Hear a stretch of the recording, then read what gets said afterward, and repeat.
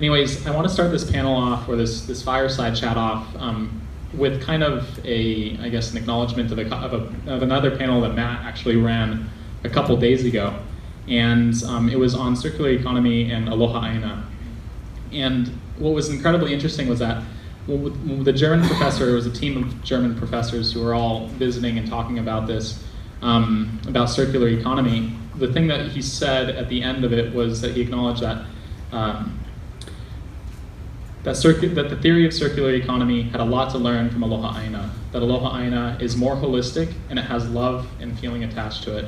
And in some senses, making it even more powerful because it connects with people and is rooted in culture.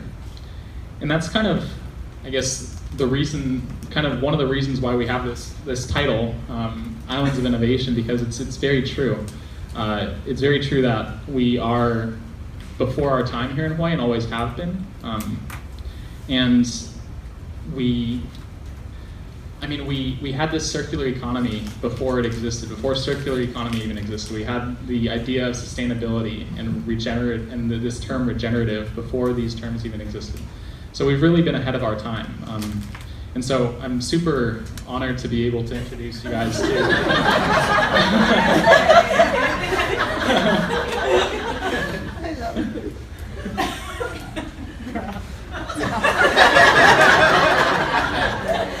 Thank you. Thanks, I thought like maybe I'm turning red or like, thanks.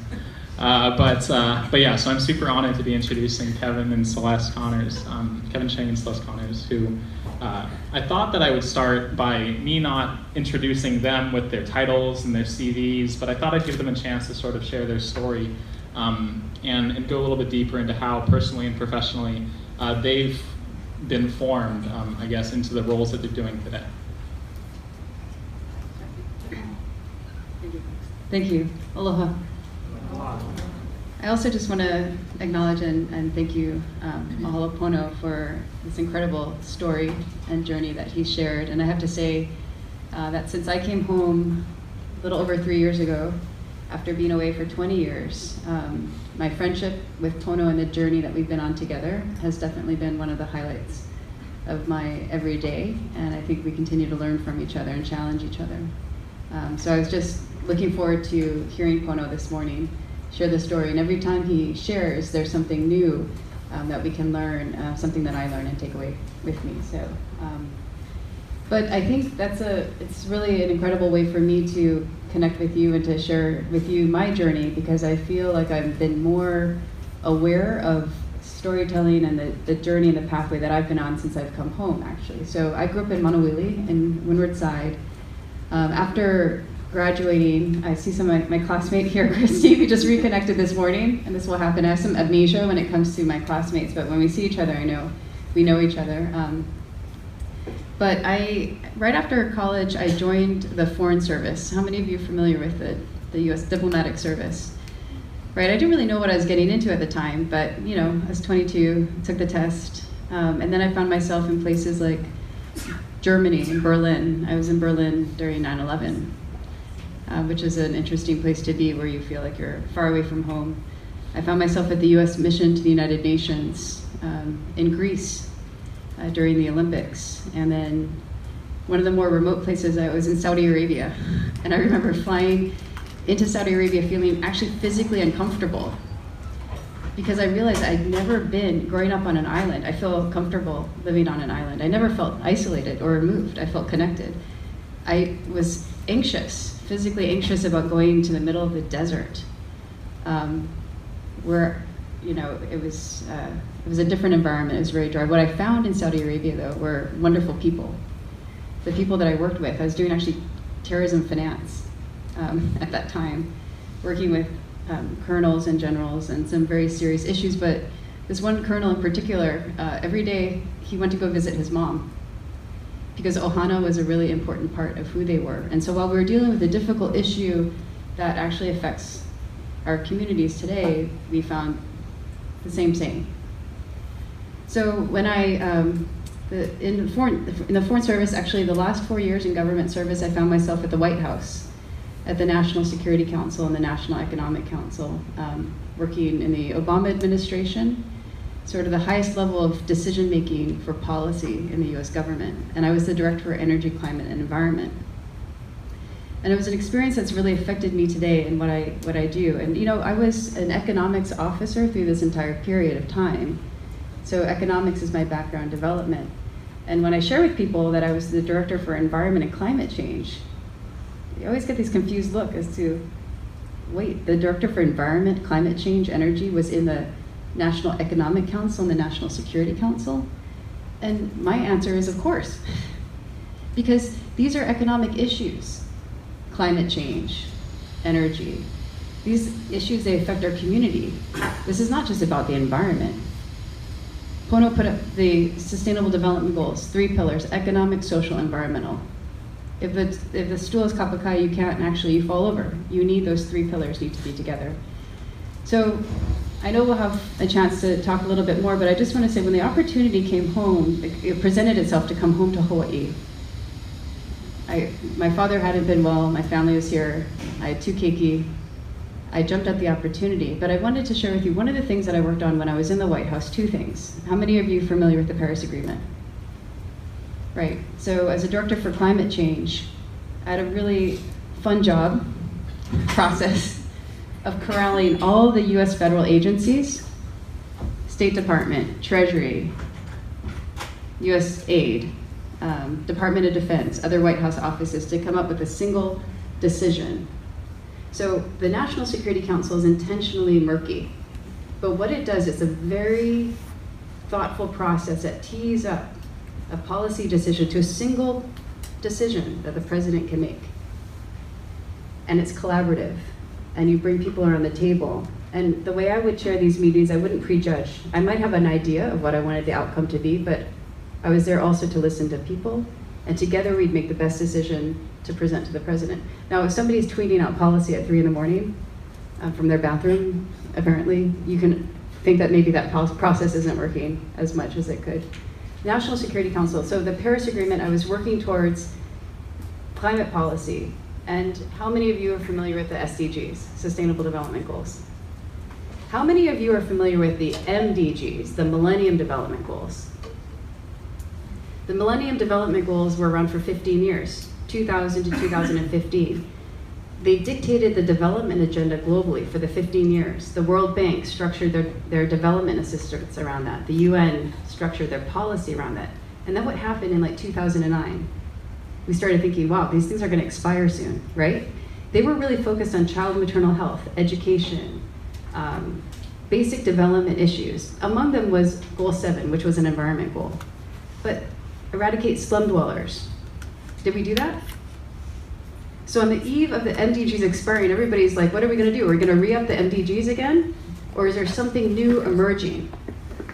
And at that time, there are lowercase SDGs, Sustainable Development Goals. We started these conversations with colleagues in Colombia, around the world. And then Rio +20, the UN Conference on Sustainable Development. How many people heard about that? On the eve of that conference in 2012, my job was to try and figure out what would the US position be going into that. And so there were 3 things kind of on the table. There was the outcome document. Everybody likes to have a negotiated outcome document. There were the new types of public-private partnerships, and then there was the SDGs and what we would do with that.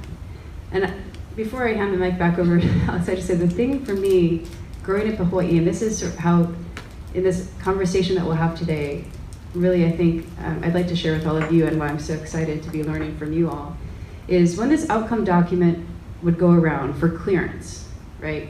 Those of us who are familiar with these policy process, clearance. Indigenous knowledge and wisdom was bracketed. And do you know what bracketed means in a negotiated outcome term? Delete. Okay, so I would get that, I'd look at that, okay. I would remove the brackets and send it around for clearance again. And I didn't know if it was someone else from another US agency or another country, but those terms meant something to somebody, some group that was uncomfortable. Right? Because Kevin knows this really well, there's a lot of negotiations that take place. Okay, so it comes back in, they're bracketed again.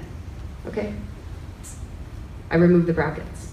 This goes around for a couple months before we get to the final outcome document. and indigenous knowledge wisdom is in that outcome document. But why did I do that?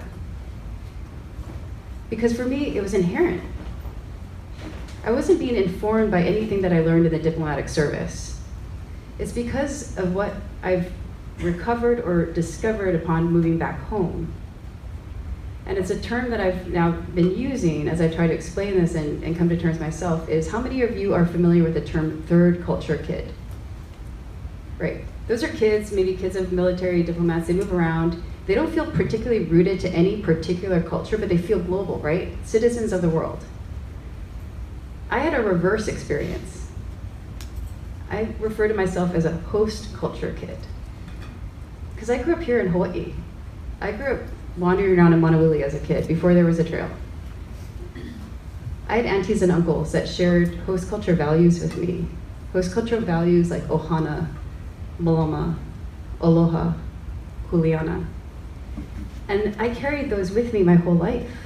So then, when confronted with a situation at the White House, with a high-level document determining SDGs, remove the brackets. Because these values are important, and that's what we want to share with the world. So when I heard about Aloha Plus, when I heard about Hawaiʻi Green Growth, this group of people that came together, a lot of you guys in the room actually, that predate the SDGs. So the SDGs were agreed in 2015. President Obama at the United Nations signed on with 193 nations. In 2014, a group of people here came up with Aloha Plus. And so, as Pono said, last year at NIU, Nainoa, Myron, and Auntie Laura hosted us again. Somebody in our group who had been on a journey recently, a faculty member at Kamehameha Schools, had been on the journey, the 7th grade journey, where they're learning about Hawaiian culture, they're learning about their identity, and said there is a direct connection between the Lo'ikalo to the United Nations climate change negotiations. And we all thought, wow, because that person had actually seen as an external observer to what the pathway, the journey. He was on the 7th grade journey with those students. And we all thought about that. And then a year later, the United Nations comes to us for help to help implement the SDGs in a locally and culturally appropriate way. So I'll hand the mic over, but I just have to say, working with Kevin has been a real joy and a pleasure as well, because he's a true leader in change from within. So maybe we'll talk a little bit about today, change from within, change in private sector, in NGO, in government, getting a seat at the table. What Kevin's managed to do, and he'll share more about actually specifically indigenous knowledge and culture and integrating that into real important places, is something I'm also interested in learning more about. So thank you.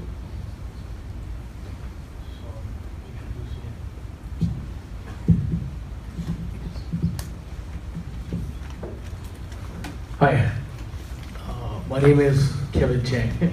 I'm from Kahulu, which is on the windward side of this island. I was raised there, born at Kaiser Hospital, where Prince Hotel is now. Went to Castle High School. My background is in law, but my work is more around, my work was basically created by communities. The organization I work for is called Kua'aina Ulu Awamo, which means grassroots growing through shared responsibility. And the acronym KUA means backbone. So about 7 years ago, a kind of loose network of nearshore fishing communities that had been meeting for about 10 years decided that they needed a permanent mechanism for them to discuss common issues, common struggles, and share and grow together. And if they can, change the entire environment they work in to better support the things they believe in. So these people are primarily rural Native Hawaiian communities, working on things like developing fishery management rules that are driven by the needs of the communities first, restoring fish ponds, figuring out what's happening to our limu, how do we bring back and regenerate limu, how do we perpetuate practices around taking care of our environment. In Malama Aina, you'll hear that word a lot. But one reason why they chose to form the organization I work for is because before that time, the partnerships they were often driven by the partners and not themselves. So driven by the government, driven by the larger NGOs, driven by politicians or policymakers. So they come in the room and they're subject to what the government or policymakers might say they need to do, what kind of box they need to fit in. And so my work is basically finding ways to help them convene, help them grow together, and then help them change the working environment so that their work becomes more part of our greater culture and more part of our greater practice in taking care of Hawaiʻi. Thank you. Yeah, thank you, Kevin. And Celeste. So before I dive in, or before I ask us to dive into sort of these sector-specific questions, I want to talk about kind of, we're going from global, lots of global experience and very local experience. I want to talk about the importance of local sustainability initiatives, or I guess also local impact initiatives as well. So impacts on culture, impacts on social, environmental, I guess, categories. So if, who wants to start? Celeste? Or actually, Kevin, why don't you start? If we could talk about kind of the importance of local initiatives in sustainability and impact. Well, first, thank you for even having me here. I realize you guys are all working on different kind of, one is figuring out how to work and think together, but also design technology that I hope can help actual practitioners on the ground. So I'm reading this book here. It's called Seeing Like a State. This is by this guy named James Scott. He teaches at Yale University and is sort of he's a noted anarchist. So this book is often about why government sometimes fails in certain ways. It's not anti-government, but it's what are the things and ways in which government practices itself that is ineffective. And maybe I was thinking about a metaphor when I was coming here after reading some of this. And he uses the word metis, which is a Greek word. It's a word that has a lot to do with war and strategy. But it's the idea that practical, local, and situated knowledge is an important thing that we often overlook, yeah. And when we're talking about sustainability and about Hawaii's future, as a metaphor, we've been using navigation a lot. And I agree with it, I like that, yeah. But there's another side to navigation that is being overlooked, yeah. So when a big ship would come to port, say in Greece or whatever, you have a navigator who, he's fine when he's looking out at the big sea, because it's a big blue sea. You just go straight through it. Main thing is you go in the direction you gotta go. But when he gets to port, he steps back and gives the wheel to the pilot, because the pilot understands what's on the ground and can move through the rocks and to the reefs, and he can land the boat in a way that doesn't sink it, yeah. And so it's important to talk about the pilots, and those are the people I work for. Those are the people who have the knowledge, are building the knowledge, or are rebuilding that knowledge and the relationship to their place. And this is something that our government, just in general, governments tend to focus on general knowledge. Our policymakers in the legislature, it's natural that they're generalists. But at some place you have to connect it to the local, and that's going to be important to sustainable development and addressing climate change.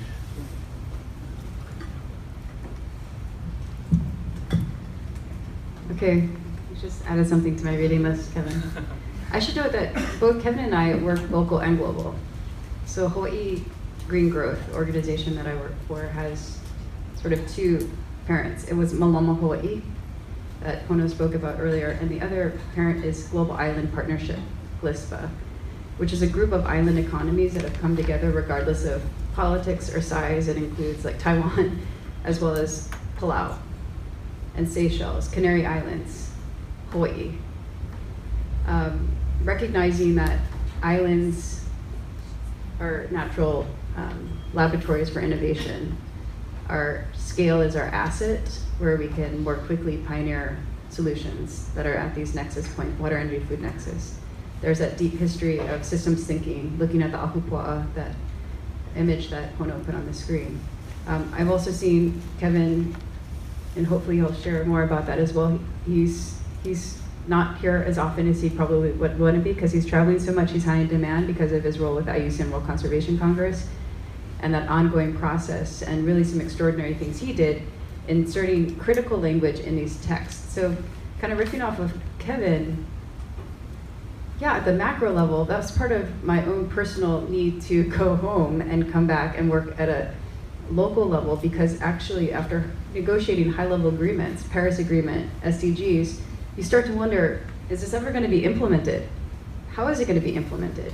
And that's why the UN kicked off at the Deputy Secretary General level, the highest. So a lot of this is like the Wild West of policy right now. I just want to quick. What is happening is not normal. In a good way. We're at the front of this wave here of local, global, but we're ready. Because at the United Nations, they work nation state to nation state. They don't work traditionally with mayors and governors. It actually makes them really uncomfortable. They want to, they know that they need to. They haven't figured out how to do it. It's really member state driven. So what we're doing is we're short-circuiting the entire process. I wrote down what Greta said, right? About the system. Maybe we have to change the system. We need to change the system itself. And I think that's what we should all be working toward. But to change the system, we have to know the system. Right? And you can change the system from many different places. There's not one place. It could be in the fish pond. It could actually be at the White House. It could be wherever you're actually working. It's a frame of mind, right? So, because I've had folks saying, like, why were you in government? I've had some, as I said, some uncles in particular being very critical at that time, but I felt like at that point I could be helpful, I could change from within, right? And you move around, it might not always be the case, but why is it essential to work global? To either think global, act local, think local, act global. It can go either way, because unless you're thinking locally as well, you're not actually thinking about really what matters to people and to communities. So it's important for us at Hawaiʻi Green Growth that while we look at the invitation of the United Nations to work with other island economies to scale these solutions, that we have the success in Hawaii. And we've seen that it works both ways, and we can motivate each other to do that. So what has been unleashed, I think, the silver lining of any of this lack of federal leadership currently, is this groundswell of activity and commitment from mayors and governors and community leaders saying, regardless of what is actually happening in these formal processes, we are committing to steward our land and our people, our natural resources, and to take care of our people, because that's the right thing to do. So there's specific projects, that even KUA and Hawaiʻi Green Growth are working on together. And that's why we're delighted to be partnering with Purple Maya and all of you, because the platform we think the United Nations Hub can create is that acceleration of what happens in this room directly to the UN. And having that acceleration of sharing and learning. And we've never been saying that when we go to these places, you have to adopt our values, our host culture values. But sometimes, and Pono will talk to this, when we share about our values and what we do, people remember their own values. And what we want to have is a values-based conversation in these government processes, because that's what's absent right now in my observation. And that comes from actually thinking and working and engaging in your local community. That's wonderful. And I mean, for me, from personal experience and working in government as well, the job that I had before this was for the county of Maui. And I was working as, I guess, a sustainability analyst, where I had a few things under my kind of purview: land use, economic development, and some budget. But I did recognize that for us, there was a shift happening, and it may not have been a shift that was happening within our particular council, but it was a shift happening with local governments around the country and subnational governments around the world to start these partnerships and to see these local intergovernmental organizations, local and intergovernmental organizations working together. So I guess the next sort of question that I have about like those individual partnerships. Well, first I want to ask about some of those individual examples of like what are some of those successful partnerships, not only between local and IGOs, but also between local private sectors, private sector players, and intergovernmental organizations. Either of you can take it. Not to put you on the spot.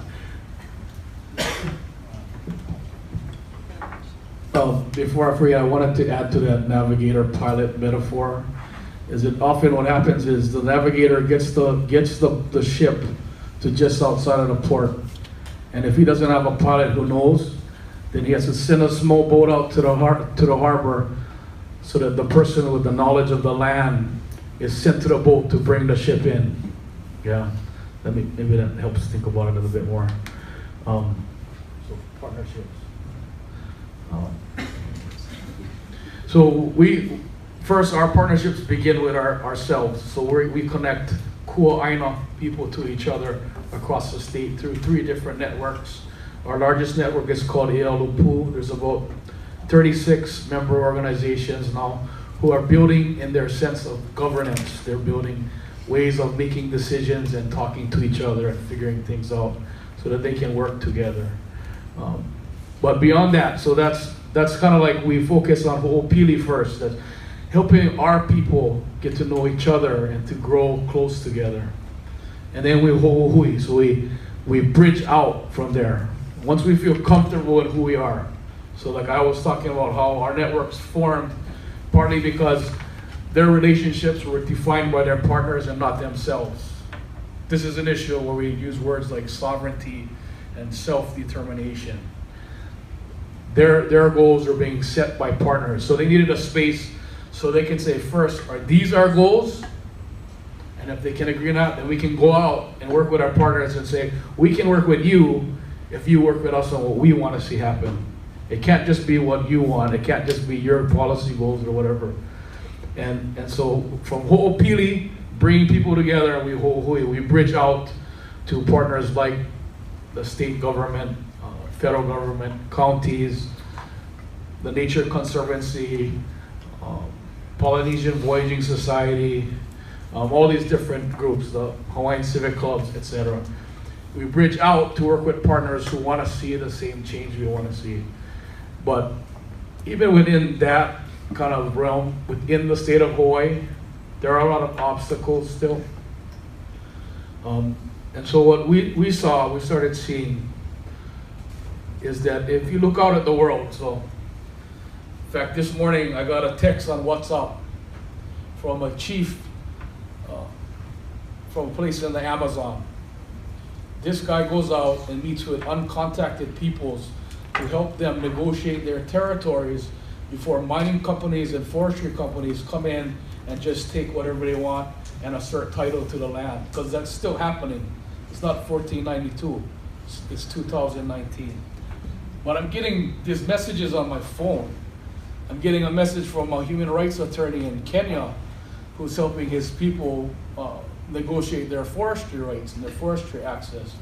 And so what we saw was this kind of thing that's happening on my phone.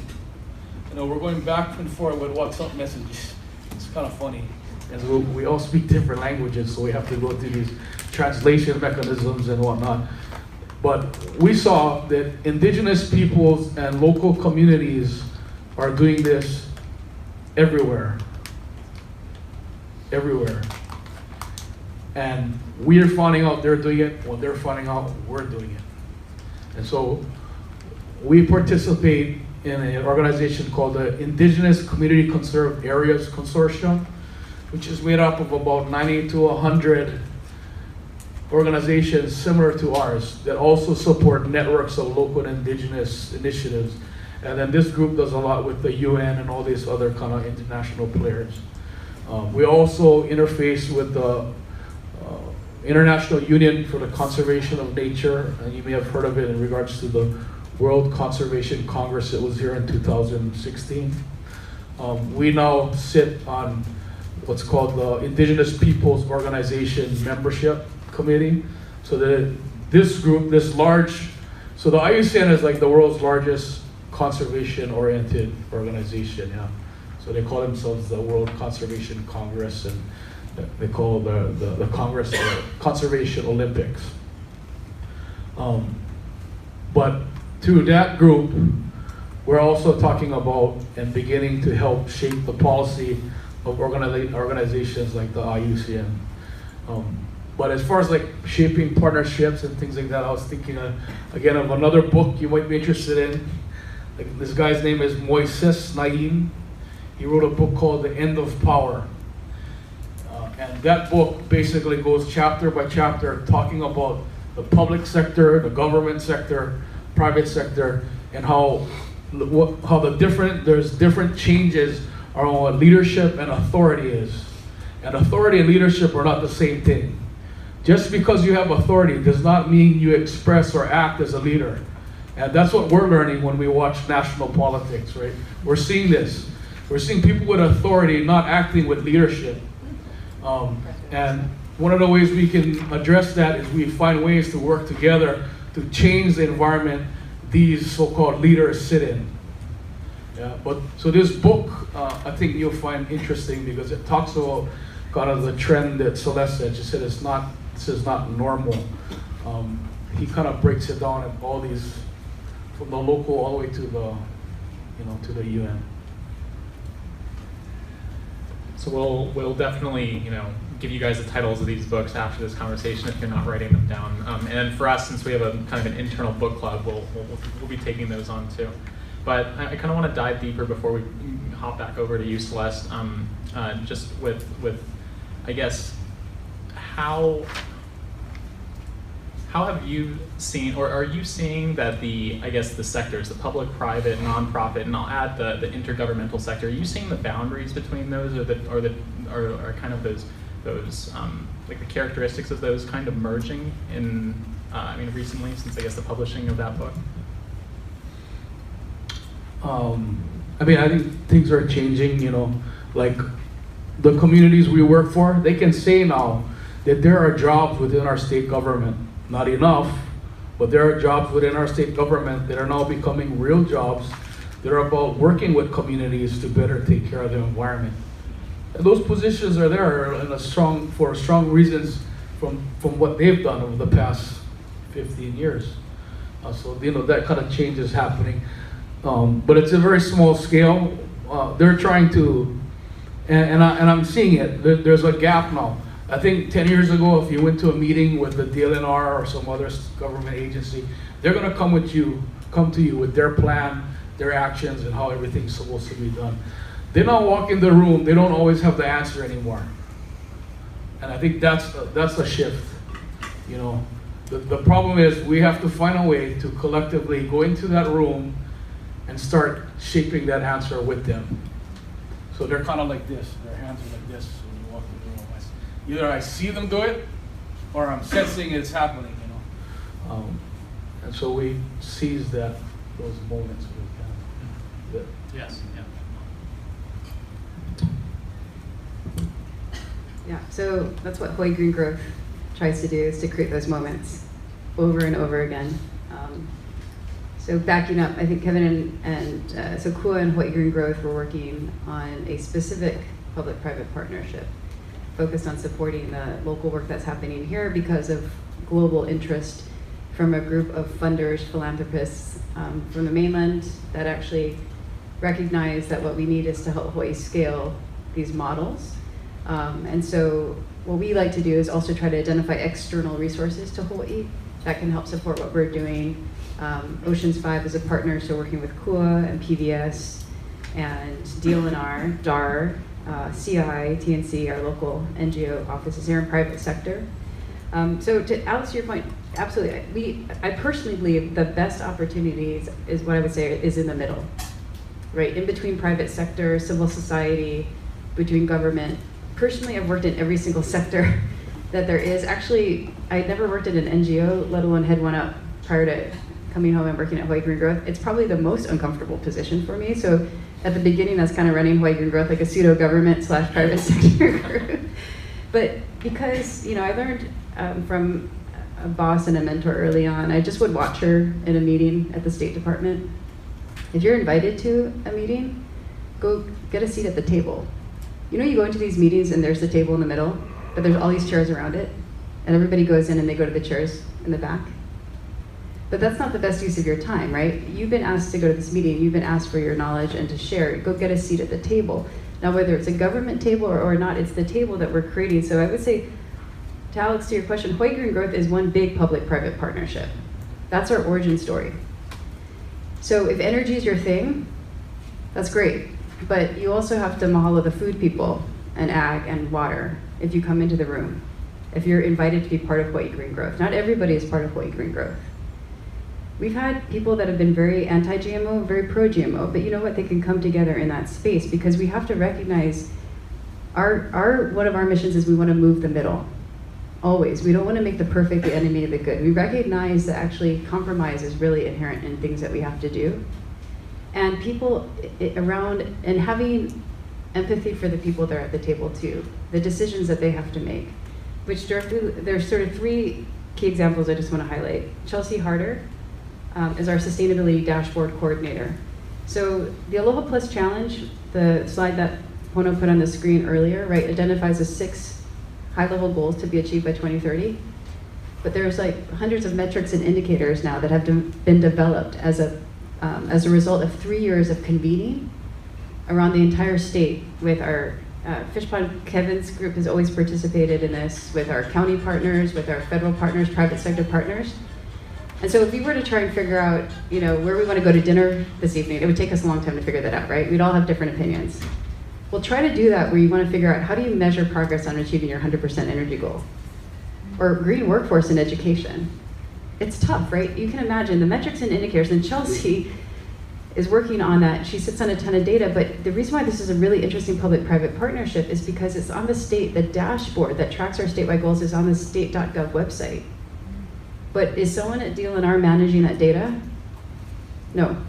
A public-private partnership is managing the data. That's really, really important. That's really remarkable transparency and accountability that the government has allowed themselves to be part of, but all of us. So then the next partnership, so the dashboard itself is an example of a public-private partnership. And if you're interested in the data and walking out on data and metrics, then there's a measures and data dashboard working group that Matt co-chairs that Chelsea runs at HGG. So we are constantly iterating on that because we measure what matters, right? And that's what's attracted a lot of attention, that Hawaiʻi is we're holding ourselves accountable to the goals that we set. That's led to the private sector coming forward and saying, hey, we also want to measure ourselves. We want to hold ourselves accountable. So we're convening, but it's a sustainability business forum, which is 14 of our local CEOs that have said we want to actually look at greening our operations internally. This group, in partnership with civil society and the government, is now going to launch the first carbon offset pilot in Kona, which is really exciting. So that's specific action where and they want to look at market-based mechanisms to do that, right? So it's understanding, okay, private sector, they need to see a return. They need to see a market-based structure to that. That's not to be, they're not to be criticized for that. That's actually what private sector needs to do. It's understanding our partners, which is where you find those opportunities. So we create an opportunity to have a bigger impact through carbon offset, right? The big one, we're in the Alawai watershed currently, right? So how many of you have been hearing about this big Army Corps of Engineers project? Okay, how many of you guys think it's fantastic? How many of you guys think it sucks? How many of you don't really know? Okay, so this is another area where the opportunities might be in between. Category 4 hurricane makes landfall in Waikiki. That's our Hurricane Sandy event. People have estimated that's a $30 billion direct economic hit to our economy, from which we won't recover. We'll be tapping into pension funds, higher taxes for generations to come. That's a problem. But as we've talked about, Pono in particular, it's not about that event that may or may not happen. The Alawai, within this area, there are things that are already happening in this space which are also not okay. So I grew up at times, unfortunately, swimming in the Alawai because I kayaked and I did the K1s really tippy and I paddled in there. And it's sad for me to come back 20 years later and it's worse. And there's still keiki recreating in that. So it's not okay the way it currently is. We have houselessness issues in this area. We have a lot of problems. So you look at the opportunity of an Army Corps of Engineers project, federal money. You look at what the city and the state are trying to do together. You're looking at the group. So we've been convening a group called the Alawai Watershed Collaboration. Mickey over there is a co-chair of one of our working groups. And what we're actually trying to do is find specific solutions within that framework that you don't turn your back on money, but how do we have more ecosystem restoration? Critically important. How do we look at green infrastructure? How do we look at new ways of attracting private sector capital? Maybe it's a challenge to a lot of you in the room. What are some interesting innovations that can come from this broader challenge in the Alawai? So instead of being in a black or white world of we don't want the project or we do want the project, what is the project that will work for us? And that's what the Alawai Watershed Collaboration is attempting to do. I know that the city and state are putting a community meeting together next week. So I encourage us all to go and to learn more about what the intentions are with that. So I think those are sort of 4 examples: the dashboard, the Sustainability Business Forum, the Alawai Watershed Collaboration, our work with Kevin and those guys on our nearshore marine management goal to manage 30% of our nearshore marine areas by 2030. And there are more, but there's essentially Hawaii Green Growth is a public-private partnership. So we firmly believe that we need all voices at the table. And then Celeste, do you know when that meeting next week is, the city? I think it's, Chelsea, do you know, is it the 19th? The community meeting that the city is taking? I don't remember exactly. Oh, it's Tuesday. It's next Tuesday. Okay, it's next Tuesday, and yeah, I guess we'll figure that out and blast it out to you guys too, if you're interested. Oh, okay. Yeah. 5:30 to 7:30. 5:30 to 7:30 in Manoa. I'll check that. Yeah. Okay, thanks, Bono. Yeah, and I'd also comment that the dashboard itself is also something that has recently been becoming more and more of a private sector initiative. A lot of private companies, a lot of startups are starting to get into this space in GovTech, and they've started to collect a ton of data from public organizations and private organizations to try to figure out how can we use that big data to track the stuff that Chelsea is tracking. And that's extremely important stuff, high commercial viability. So that's just another, I guess, route for you guys to sort of pick up. Yeah, that's a specific, actually, appeal. Sorry, I meant to say that. Chelsea's kind of looking at me. We actually need help, right, on the dashboard. If you look at it, it's a static platform. It's Socrata. There's lots of opportunities for innovation around it. And just one other example, there's a school group Hui, Windward side. These kids have been collecting and diverting their food waste for about 2 years, and then composting it, and they have high grade compost that they sells out in half an hour over the weekend. But they kind of had their data on a whiteboard that they were tracking, and Chelsea met with them, and when she discovered that what we could do is develop an app that could actually allow the kids to collect and track their data online and figure out a way of actually having that directly, in fact, an input into the dashboard.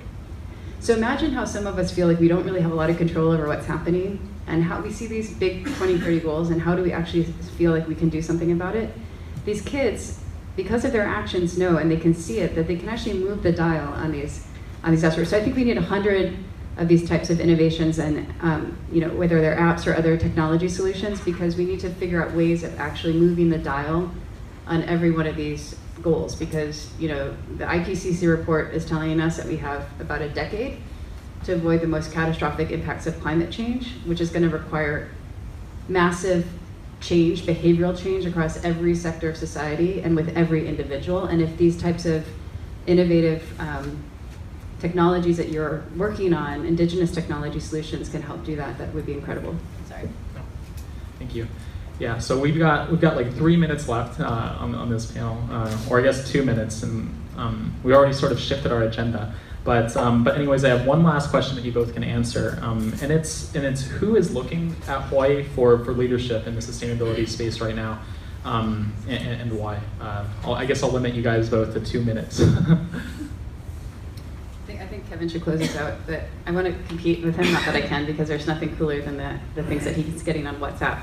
But I got a text message this morning that President Remengesau, the president of Palau, will be joining us next month with Purple Maya, and folks, I'm supposed to make this announcement. You're supposed to make this announcement of the Islands of Innovation Solution Summit that will be taking place in April, in parallel to the return of Hokulea from the Mahalo Hawaiʻi sale. And he is looking at what we're doing, and he's going to come and join us because we're looking at his leadership, and he's looking at our leadership. So I think it's islands looking at the opportunity to hui up together. But I would end by saying the international community is looking at what we're doing because they actually are looking at the solutions that you're developing and know that they can be scaled and impact and help Island Earth, I think.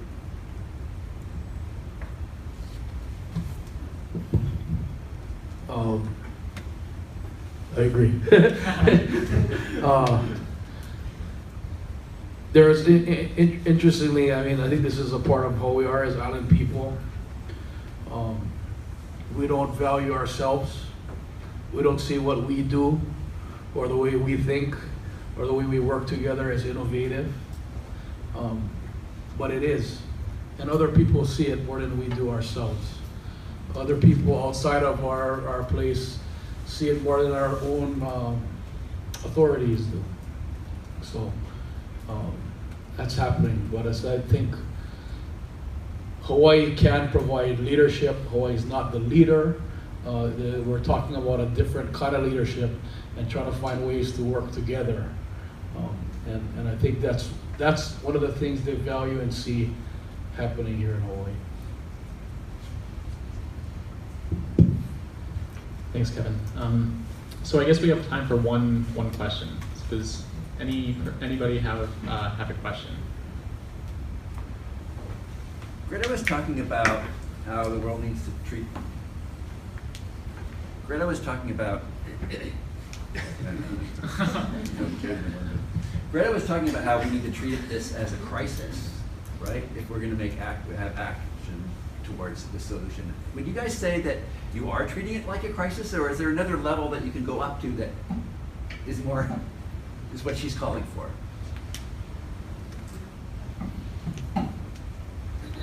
Are we treating it like a crisis? I feel like I am, but in some ways not, I guess. But, the problem is, from the bottom up, you have to cultivate humility and patience to build. You gotta go slow to move fast, and so not sure that that's always the right approach to look at it as an emergency. We have to rebuild our community, and that takes a certain amount of time. Like I've seen our folks, and we gather them together, they didn't always get along, and they still don't always get along. But when they have the time to make those things click, then they start moving faster, and then that's when it's like addressing an emergency. But in some cases, you gotta go slow to move fast. Yeah, and I think that's a great question, and yeah, I sort of treat it like an emergency sometimes too, but then I have two keiki and I realize I have to slow down too. I have to be sustainable for them. It goes back to what Pono says. I think this is relational. We're gonna have our best successes if we're actually building the foundation to have that high impact. I do have to say, I'm looking at all of you in this room as the ones that have to start affecting change now. So to Greta's point, when we talk about future generations, I don't think we're being very helpful to them because they're simply not in those positions to actually change the things that need to be changed in the next 10 years. I feel a sense of urgency in the next 10 years. But I also approach this through the lens of hope. And I think it's much better to have that hope message than one of just doom and gloom. Otherwise, we feel disconnected and not in touch. But I would also say, going slow to go fast, it sounds very boring, but process matters and relationships matter. And it really, really, really pays off to take the time to develop the partnerships and the relationships so that you can accelerate action. So you need private sector, you need civil society, you need government. It's a kako thing. And that's why Hawaii is ahead, because the community and the people part is really working in this occasion. I truly believe that the solutions to this global crisis will be found here. And I think it goes back to what Pono says, because of aloha, because it's relational, because we have shown that that part matters. And then we can accelerate, we can do this within 10 years, I believe that. I just wanted to add one more. There's a word, when you talk about the urgency, there's a word posed to us a lot about our work, and that's scaling up. There's this idea that you gotta suddenly be able to do everything everywhere, and you have this like formula for everybody. And that's why that formula idea betrays the pilot's role in understanding what's happening on the ground. And we've been too long just operating in this kind of generalized way. We need to build up from the bottom. And so usually when someone says to me, we have to scale up, what is your solution to scaling up? I say, it's not about scaling up right now, it's about branching out and rebuilding. Alec, Pono asked if he could chime in on this. That's a powerful question about urgency and emergency. This part of that what Celeste and Kevin both talked about was, see, there is an urgency, there is an emergency, and what's so significant is to show up, to be at the table and to show up. To have an urgency for us to show up is to be present, because that's what's been missed, is our presence. That's one. Two is the person I relate to the most in my leadership style and how I look at my life is actually Bruce Lee. And see, Bruce Lee, when he went to Oakland and he opened up his kung fu school, his martial arts school, he was doing something that was totally against the establishment over there. He was teaching non-Chinese. So you can imagine the kumu, the kupuna, coming down to your school and saying, we are going to shut you down because you are teaching the secrets of our people to people who are not ours. And we are challenging you. All of us have chosen our best guy to fight you. And if you win, you can continue. If you lose, you're done. So he wins in 3 minutes. And everybody thought it was about winning. He went off on his own and he was so disturbed because he recognized that he was captured in his culture and his experience and knowledge, that the best he would ever do was 3 minutes. He wasn't good enough. And so that's when he started to study fencing and the footwork of a fencer, why he watches footwork and he moves back and forth. And watch what he started to watch Muhammad Ali, but watch his footwork going backwards. That's also what Mao did for us. He went beyond because that's what showing up is. And it was not about winning, it was about self-mastery. So other people will identify that it's about winning. And that's the urgency, is to win. That was my message to all of you, is about self-mastery. So we can show up, because that's what's missing. Yeah. I was a merchant marine and Kevin nailed it. You come to the shore, but you're not going to shore unless you have that person who knows those grounds. You wait until they come and get you. So thank you for that answer, because it's a very serious question. Yep, and thank you, Pono. And yeah, thank you very much, Kevin and Celeste. That's it. Thank you.